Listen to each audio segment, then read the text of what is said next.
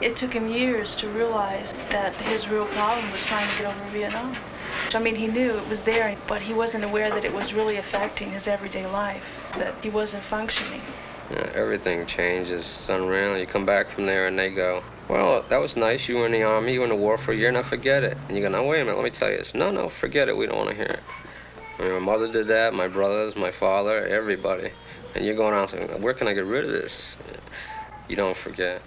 A lot of guys try hard. I never tried to forget because I figured if we all forgot, we'd do it again someday. He'll tell me, he will repeat a story to me that I've heard like maybe 20 times. And he'll just be looking at the wall or something and visualizing it in his head. And I'm not even there, you know, whatever I say. TV is my hypnotic, tranquilizer, a little smoke in there, and I'll stay up until about at least 4 in the morning. Justin and I do the same. I don't like to sleep. Yeah, in Nam, you got hit. We sleep in early. Wake up around 11, 12, and get up and do a normal day. You're just tired, huh? Just to get her in the spank. Right.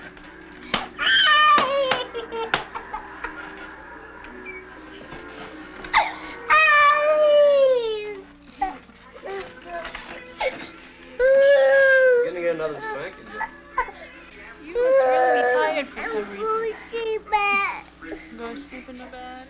He gets me a little bit. I can only control him if I spank him and show him I'm serious. Otherwise, he'll do whatever, Sally will let him do whatever he wants. I will too.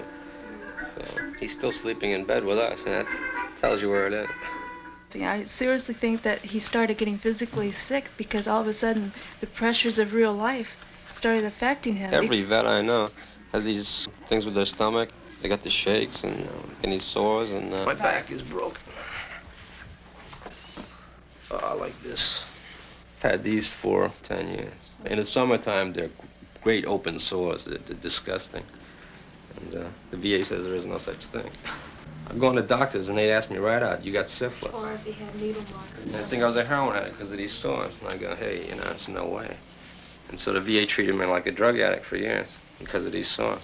And then all of a sudden I come up here, and they start talking about Agent Orange, which I never heard about. But this is the main symptom of Agent Orange. Since I've been back, I totaled 5 cars in New York and 2 cars up here.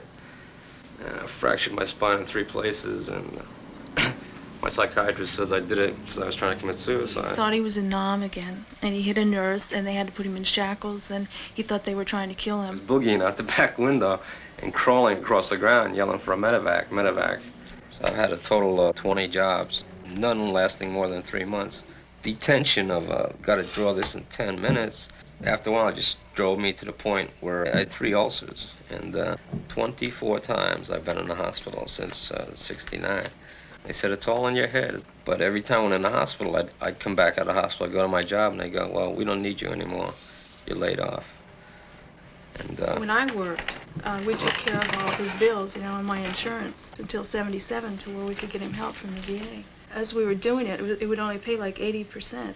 So we kept getting further and further in debt because he did not work. We went through 2 abortions the first 2 years that we were together because we both felt very strongly about getting it together before we started raising a family. And I think maybe Ed felt we needed a child, that I needed a child.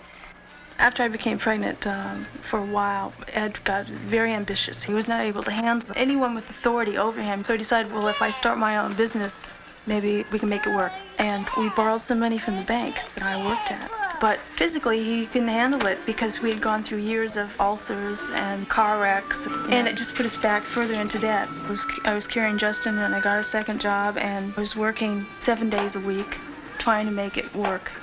After my son was born, I went back to work for about 3 months. But Ed was taking care of the baby during the day, and I just visualizing him coming to the bank, in our old jalopy, and my son and some freak sitting on the seat next to him. I couldn't take it anymore. But I had no money. I was not in a position to leave.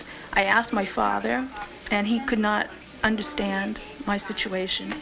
for some reason, relatives, even Ed's relatives, do not understand, and we lived around them. They think on terms of simple problems, and they don't see it as being a long-term situation.